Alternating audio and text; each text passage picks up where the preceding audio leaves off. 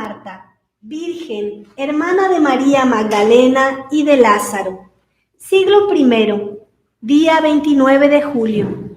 Marta es el nombre de una de las tantas mujeres que aparecen en el Sagrado Evangelio. Sábese positivamente que era hermana de Lázaro y de María, los tres de Betania.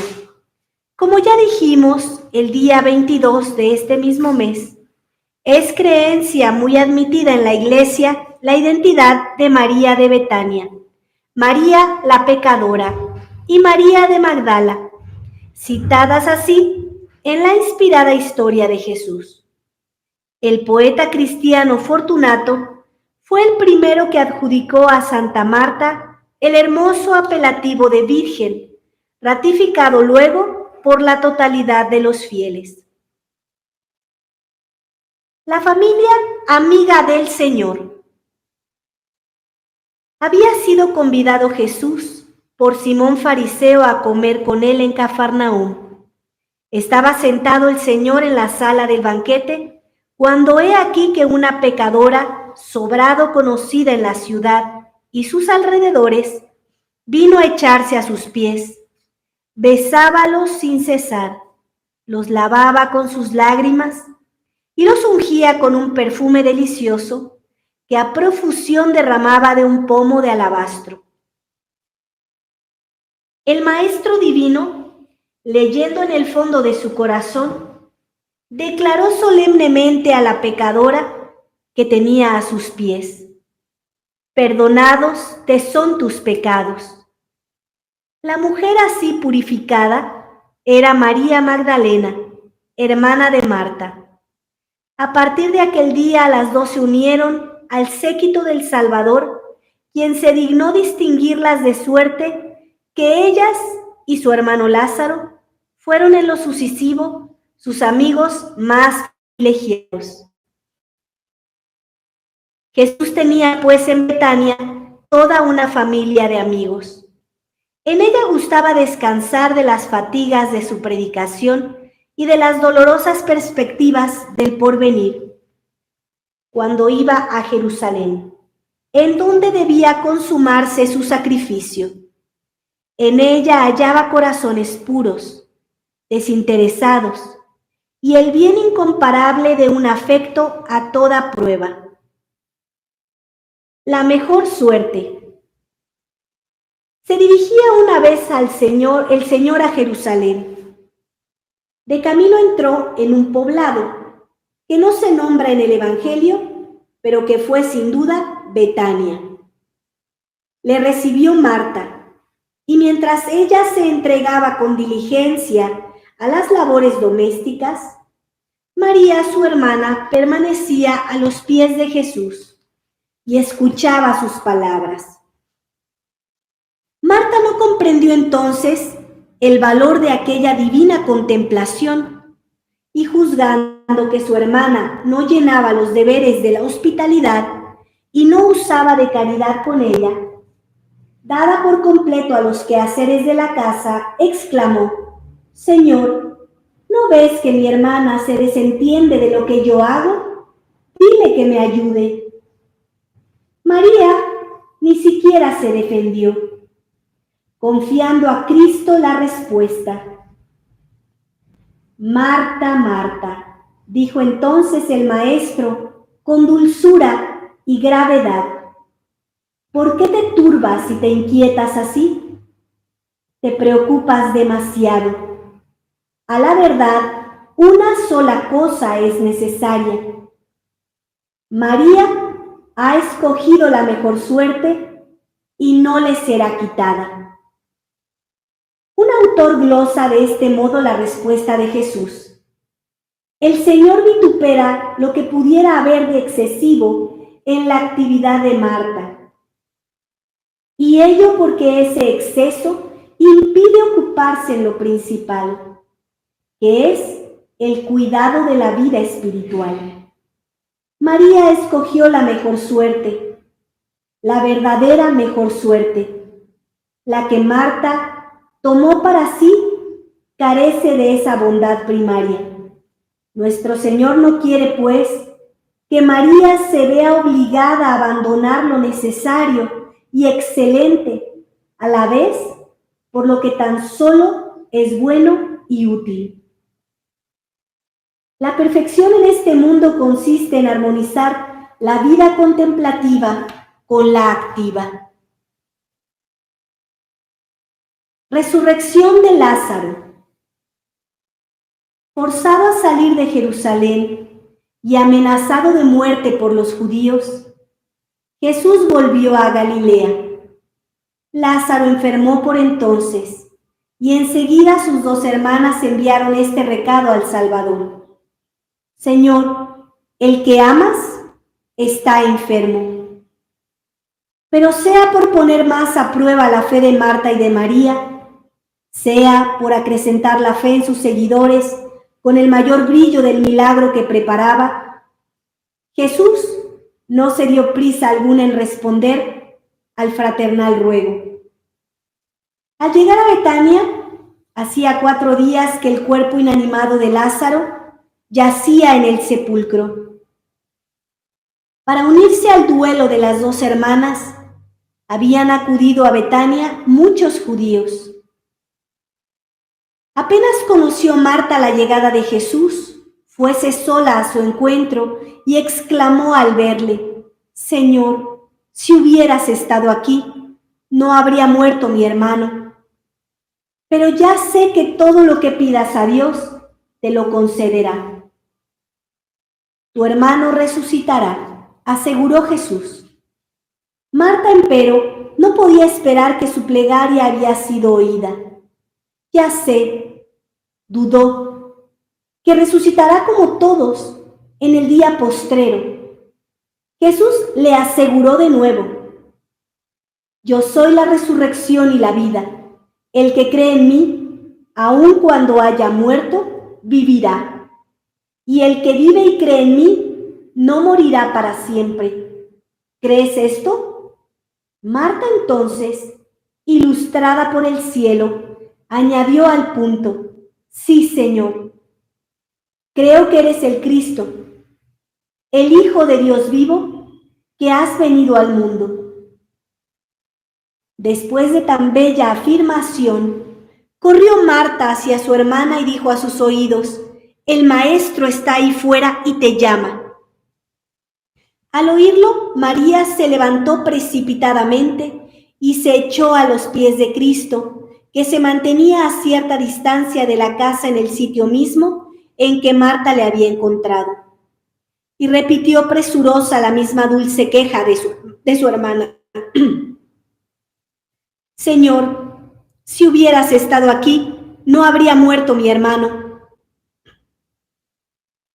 Llevado luego al sepulcro, Jesús, estremecido de dolor, se adelantó y rogó que fuera quitada la losa que cubría el cadáver. Pero Marta, temerosa de que la fetidez molestara al Señor, dijo: Maestro, ya huele mal. Hace 4 días que murió. Jesús replicó con suave autoridad: ¿No te he dicho antes que si crees verás la gloria de Dios? Y poniéndose ante el sepulcro abierto, dio testimonio de su Padre que está en los cielos y con voz poderosa gritó: Lázaro, sal afuera. A la orden de Dios, el difunto se despertó instantáneamente e incorporándose a pesar de los lienzos y ligaduras que le envolvían por completo, se mostró viviente y adorando al que le había arrebatado de las garras de la muerte. Prodigio tan estupendo había de incitar a los fariseos y al sumo sacerdote a consumar la muerte del Señor. Dice el autor de Historiae Terrae Sanctae Elucidatio, Tazio, que aún enseñan en Betania un aljibe cavado en la roca denominado aljibe de Santa Marta, porque a lo que se cree, allí encontró por primera vez la santa a nuestro Señor. Hay al pie del aljibe y un tanto elevada de la roca del suelo, una piedra oblonga llamada vulgarmente la piedra de Betania, la cual ha sido siempre muy venerada porque, según dice la tradición, en ella estuvo sentado el Salvador esperando a María cuando Marta fue a buscarla. Los peregrinos arrancan con respeto pedacitos de esta piedra que guardan y honran como reliquias. Algunos autores la llaman la piedra del coloquio o del diálogo.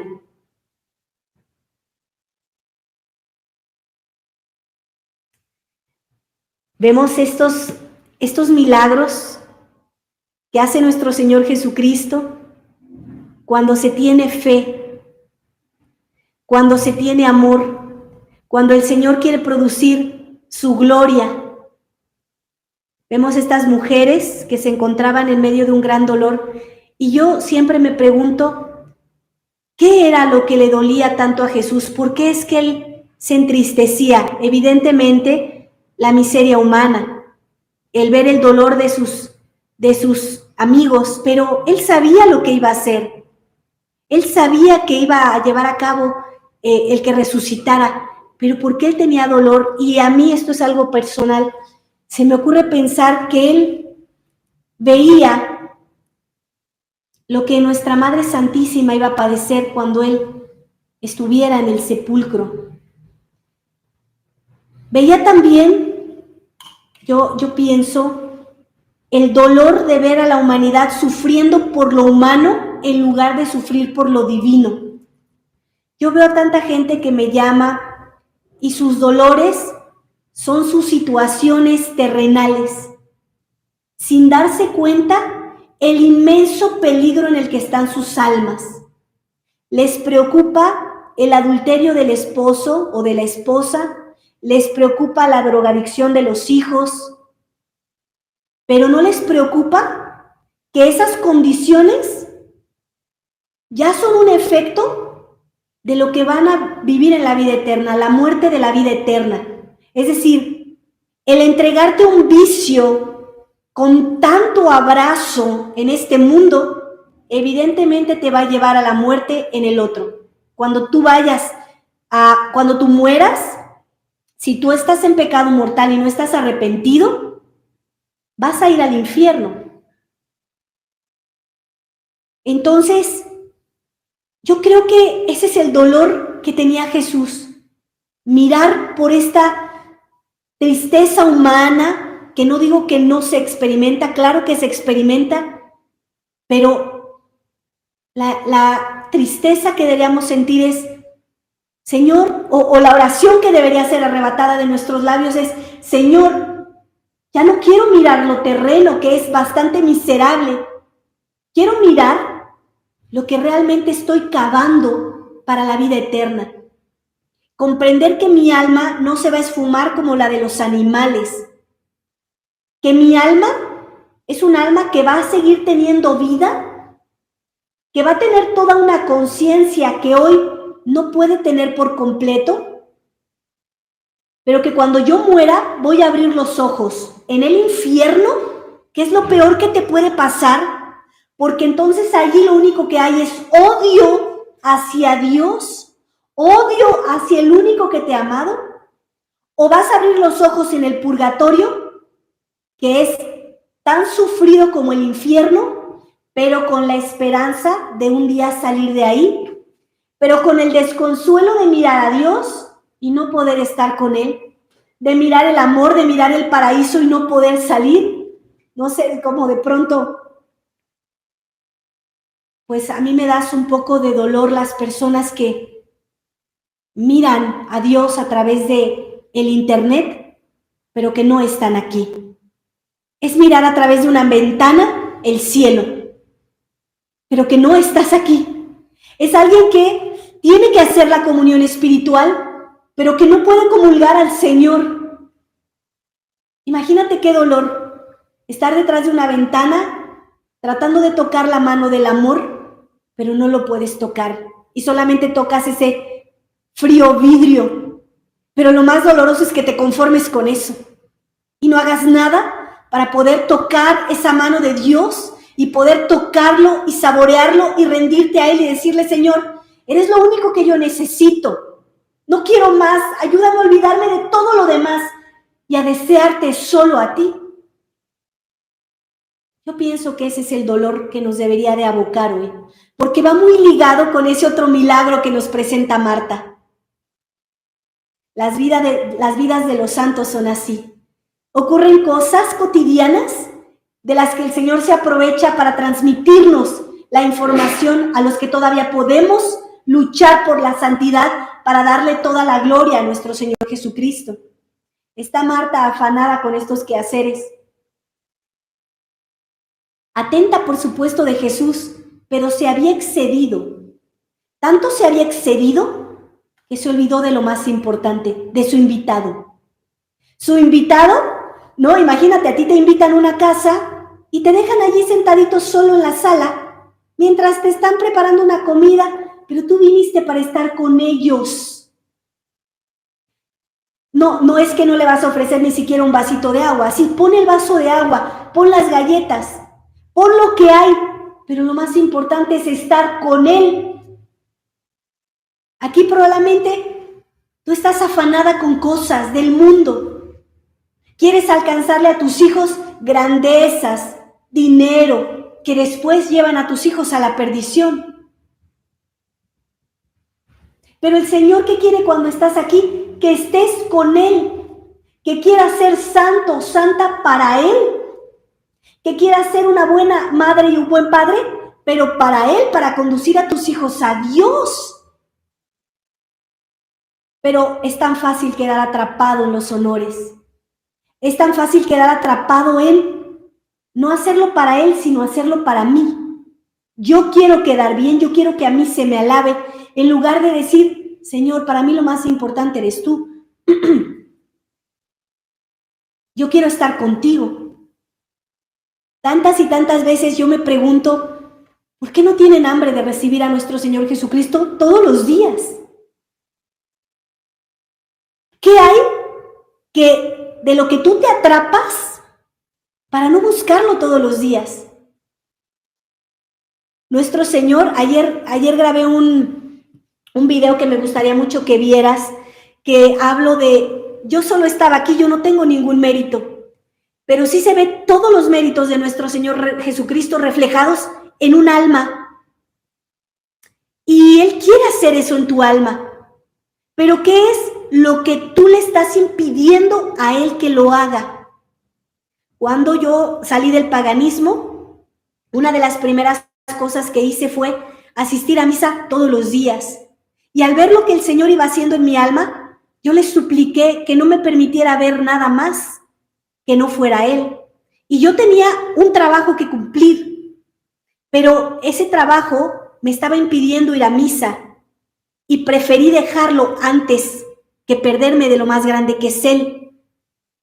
Porque tal vez yo no entendía muy bien con la mente, porque sinceramente yo hay cosas que apenas estoy comprendiendo aquí en la tradición, pero mi alma sí captaba que tenía hambre, que lo necesitaba Él.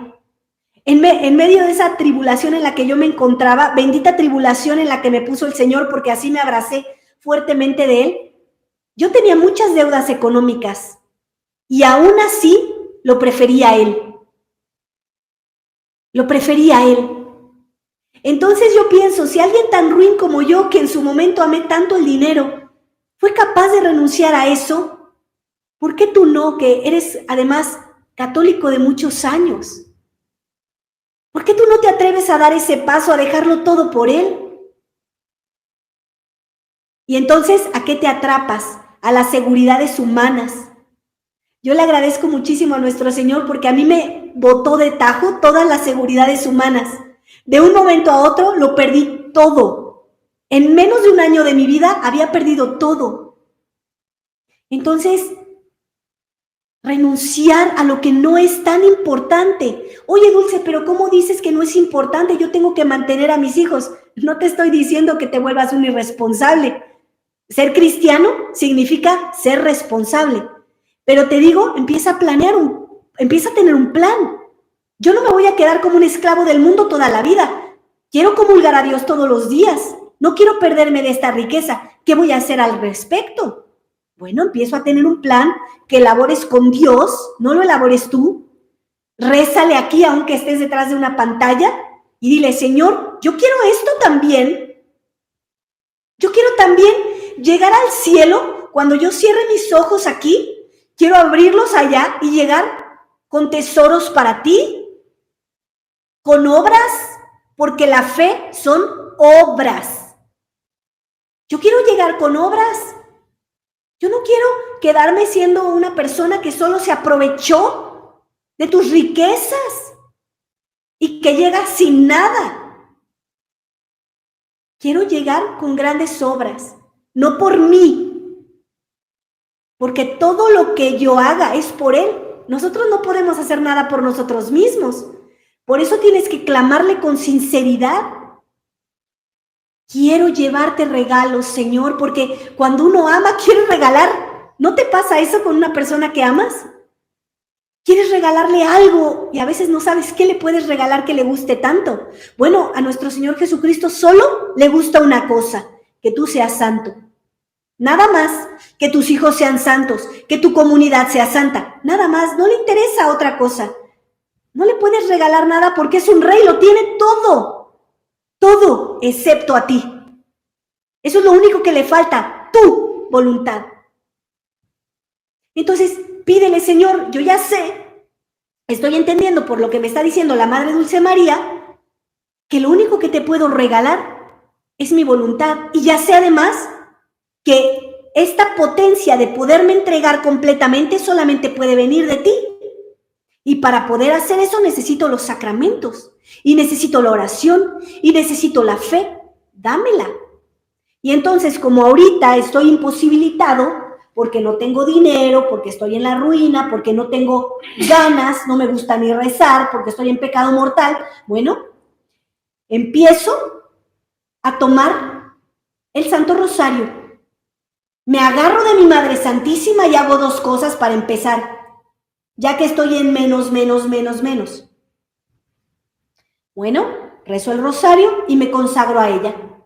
Con sinceridad, no puedo aceptar seguir viviendo en pecado mortal. No sé cómo voy a salir de este chiquero en el que me encuentro, pero yo no me voy a sacar, evidentemente, pero me voy a unir a la Reina del cielo y de la tierra, que me va a sacar. ¿Por qué? Porque me va a hacer una prenda preciosa de su hijo. Y me agarro de ella todos los días el rosario y me consagro, porque hay un plan. Hay un plan, tienes que diseñar un plan y decirle a María, María, yo no voy a dejar a mis hijos sin comer, sin el alimento verdadero, sin Cristo. ¿Cómo le vamos a ir haciendo? ¿Dónde hay misa verdadera? ¿Dónde hay doctrina verdadera? ¿Cómo me voy a ir para allá? Y te agarras de ella, porque por el amor de Dios, si tú te cambiarías de país, de ciudad, hasta de colonia, por agua, porque lo necesitas para vivir, ¿cómo es que estás despreciando al Rey de Reyes que solo se quedó aquí para que tú lo comulgues? ¿Te das cuenta cuán equivocados estamos? ¿Cómo nuestros valores están completamente invertidos? Yo conozco gente que se ha cambiado de país por irse a trabajar, por perseguir el dinero. Pero como el mundo eso lo aplaude, se quedan muy conformes diciendo, no, es que es por trabajo. Y eso el mundo lo aplaude. Pero cuando dices, es que es por Dios, como nadie te aplaude, como todos te ven como un loco, ahí ni siquiera lo contemplas. Porque estás buscando los honores en realidad. Pero a nuestro Señor le llamaron que era un loco. Claro que es un loco, que se enamoró de ti. Y ojalá que tú aproveches esta locura de Él para que tú alcances a ser un loco de amor ahora y le correspondas. Yo he conocido de gente que ha estado dispuesto a cambiarse de lugar de residencia porque tienen una enfermedad y tienen que vivir diferente de la posición del mar o con un clima distinto. para que viva esa persona o para que vivas tú si estás dispuesto. ¿A qué estás dispuesto tú para tener los sacramentos verdaderos todos los días? Y no solamente por cumplir, porque sabes, te necesito, Señor, para volverme santo. Y yo quiero que tu voluntad se cumpla en mí, para eso te quedaste. Imagínate que una persona hace un viaje para verte, solamente hace un viaje para verte exclusivamente. Y el día que llega la persona, tú te vas a otro lado. Pobre de esa persona que hizo un viaje tan largo, dejó todo para ir a verte a ti y tú le haces la grosería de no estar ahí. Entonces que hoy, pues Santa Marta nos ayude a comprender este dolor que tiene nuestro Señor mientras está mirando el sepulcro y que ese cuerpo apesta, porque somos nosotros, que no nos dejamos llevar a la resurrección, que si sigues así, tan infiel, tan perezoso, tan incrédulo, no vas a llegar a recibir la resurrección de nuestro Señor Jesucristo.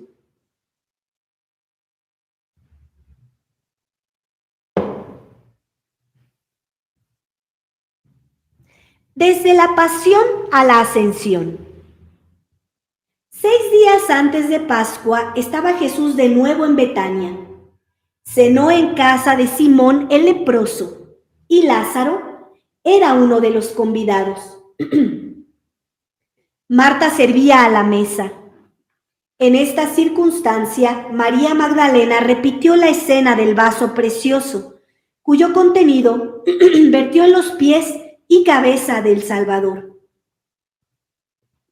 Utilizando sus blondos cabellos como toalla y provocando con su santa osadía murmuraciones de varios y a la vez la valiosa aprobación del Maestro.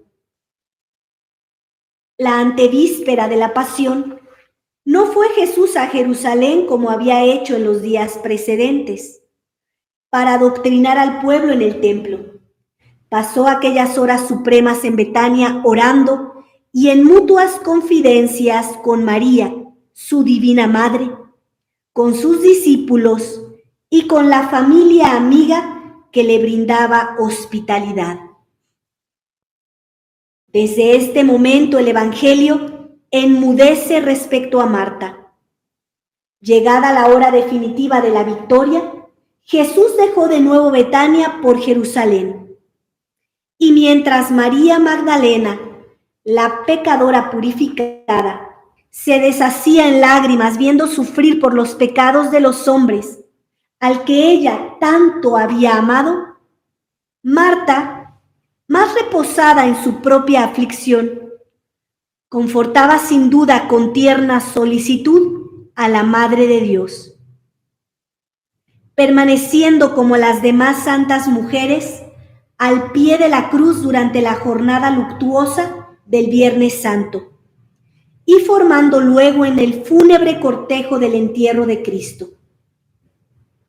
40 días después de resucitado Jesús, abandonó esta tierra y subió a los cielos teniendo a la vista Betania, vueltos los ojos hacia sus muros, del lado del oriente, casi a igual distancia del Calvario donde murió y de la casa en que más y mejor se le había amado.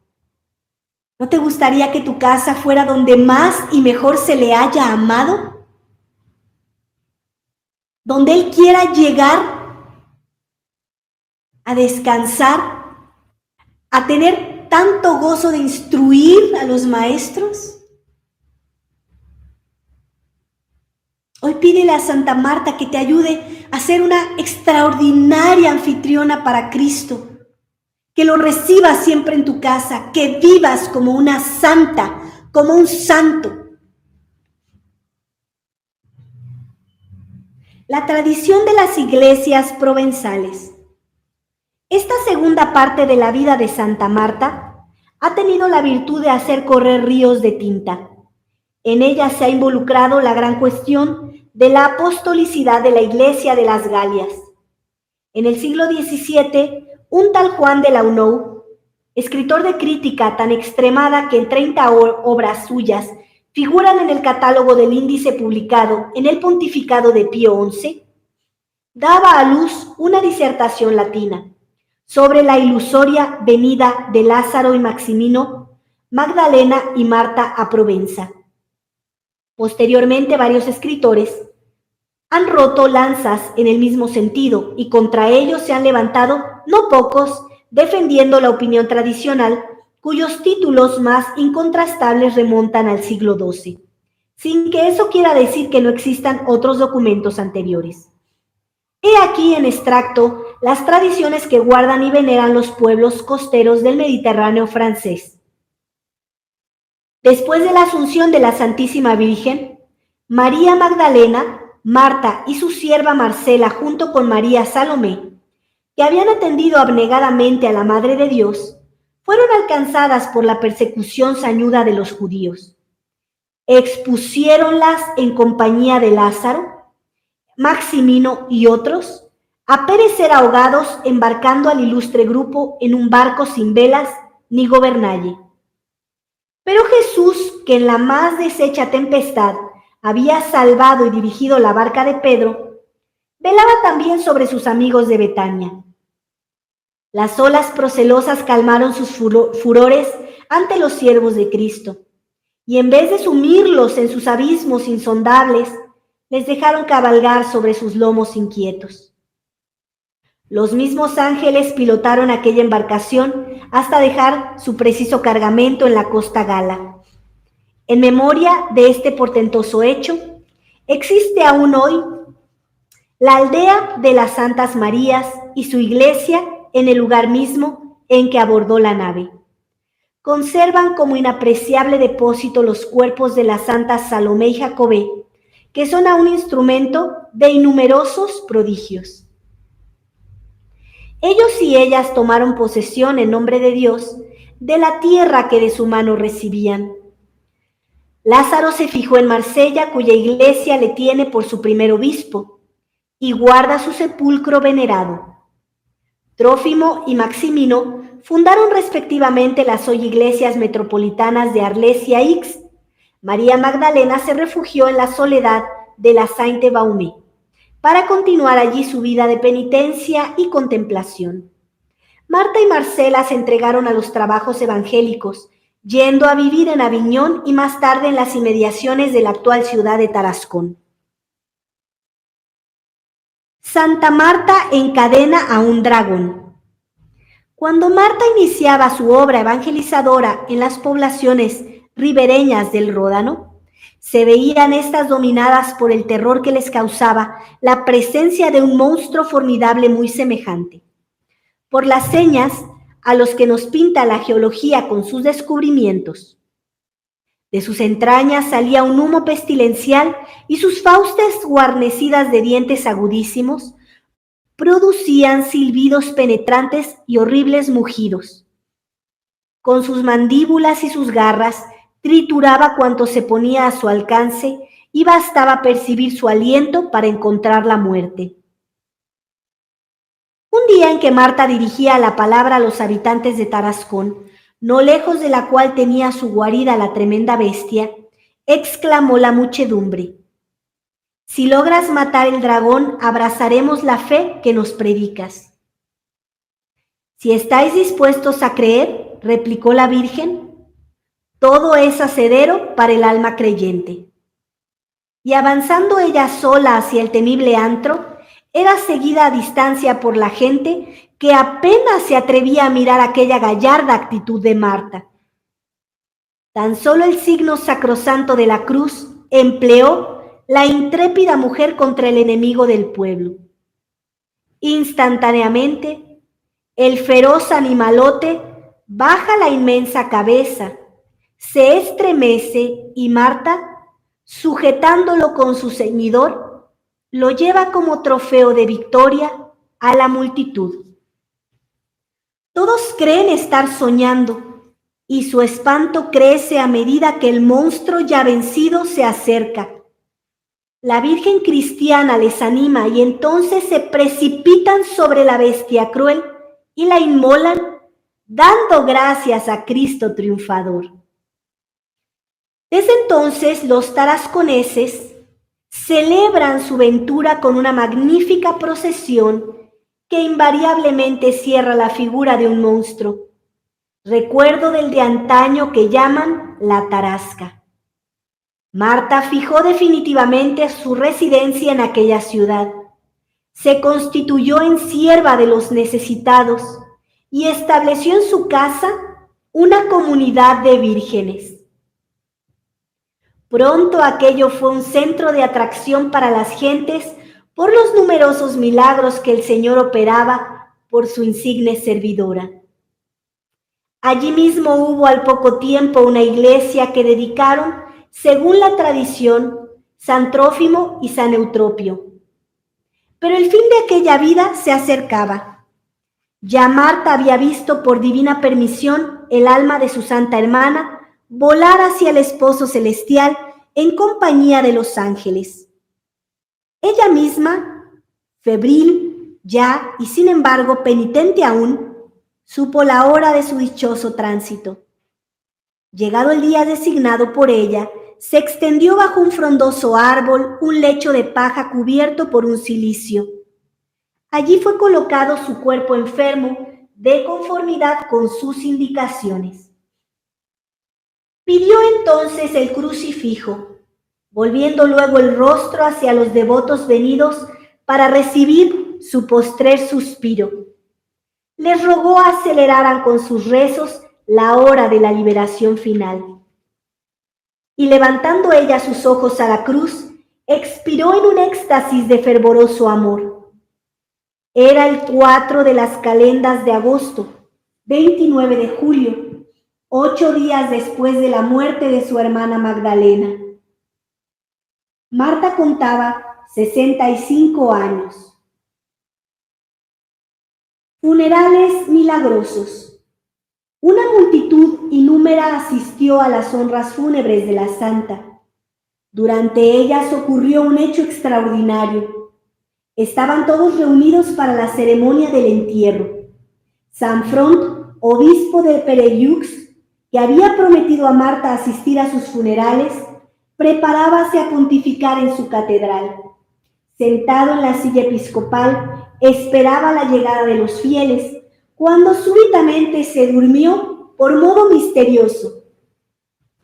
Apareciósele Jesús y le dijo: «Ven, hijo mío, a cumplir tu promesa. Ven a enterrar a Marta, mi hospedera».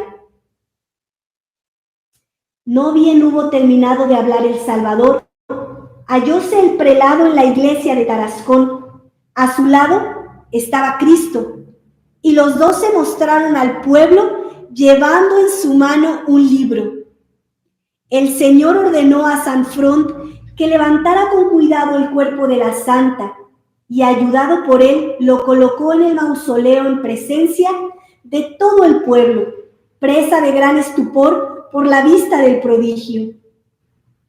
Luego Jesucristo salió del templo en compañía de Front. Entonces un clérigo, acercándose, le preguntó quién era y de dónde venía. «Cristo», respondió por los dos, dejando entre las manos del sacerdote el libro que sostenía en las suyas. En él se leían estas palabras: «La memoria de Marta, hospedera de Cristo, será perdurable». Entretanto, en Pereyux, el pueblo fiel cansábase de esperar en la iglesia. Cuando el diácono fue a despertar al obispo: «No extrañéis mi tardanza», dijo exculpándose: «Hijos míos muy amados, vengo de Tarascón, donde he sido transportado milagrosamente junto con nuestro Señor Jesús, para rendir a Marta, su sierva, los supremos honores del sepulcro». Este prodigio, registrado a la vez por los habitantes de Pereyux y los de Tarascón, llevó a la tumba de la santa innumerables peregrinos. Diariamente muchos sordos, mudos, ciegos, paralíticos eran curados y daban fe del gran valimiento de su intercesión ante Dios. El primer rey cristiano de los francos, Clodoveo, aquejado de terrible dolencia, quedó curado hacia el año 500 con solo tocar el sepulcro de Marta. En agradecimiento, otorgó a la basílica todos los poblados, bosques y terrenos de ambas orillas del Ródano, en 3 leguas a la redonda. Cultos y reliquias. Lo más esencial de todas estas tradiciones que hemos relatado se resume así en la lección del breviario. Cuéntase que después de la ascensión del Señor, Marta, presa por los judíos junto con sus hermanos y otros muchos seguidores de Cristo, fue encerrada en un navío sin velas ni timón que llegó felizmente a Marsella. Ante semejante prodigio y por efecto de sus predicaciones, los marselleses y otros pueblos vecinos se convirtieron a la fe. En cuanto a Marta, después de haberse ganado por sus virtudes maravillosas, especialmente por su caridad, el cariño y la admiración de todos los marselleses, retiróse con algunas piadosas mujeres a un lugar apartado del humano bullicio. Allí permaneció largo tiempo, prudente y piadosa siempre. Finalmente, luego de profetizar con gran antelación su misma muerte, acompañada de insignes milagros, emigró hacia Dios. El texto del martirologio, igual en este punto en las ediciones de Gregorio XIII y Benedicto XV, dice sencillamente: en Tarascón, Galia Narbonesa, Santa Marta Virgen, hospedera del Salvador, hermana de la bienaventurada María Magdalena y de San Lázaro. En 1187 encontróse el sagrado cuerpo de Marta y se celebró solemnemente su traslación. Su sepulcro, que se ve ahora en la cripta de la iglesia de Santa Marta de Tarascón, es honrado con culto varias veces centenario y muy visitado por los peregrinos. Antes de guarnecerlo en 1653, con un gran cenotafio de mármol blanco, flanqueábanle las esculturas de Jesucristo y San Front en la escena del milagroso entierro que hemos descrito. Tarascón tiene a Santa Marta por patrona y celebra su fiesta con rito de doble de primera clase y octava. La iglesia copta conmemora a Santa Marta el 1 de octubre y recuerda su dormición, y la de su hermana en 1 de enero. Vean qué maravillosa historia y cuán agradecido es nuestro Señor Jesucristo, con quien le pudo dar algo, porque ya para ellas era un honor tener a Jesucristo ahí, el honor era Él, pero a pesar de eso, a Dios, que a nadie le gana en gratitud y en generosidad, Él viene a agradecer lo bien que le hicieron sentir en su casa, lo esmerados que fueron para con Él. Él asiste personalmente, junto con el obispo, a darle santa sepultura a Santa Marta. Vean cuántos prodigios debería de hacer un santo. ¿Ves cuán grande es tu deuda con Dios cuando no le dejas hacerte santo? ¿Ves cuán grande es tu deuda con tu prójimo cuando no le dejas hacerte santo?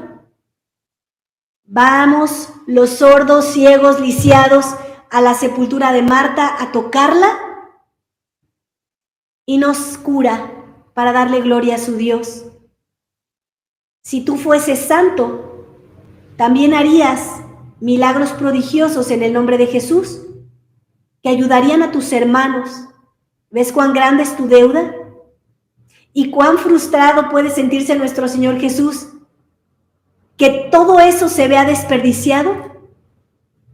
El que no recoge junto conmigo está desparramando.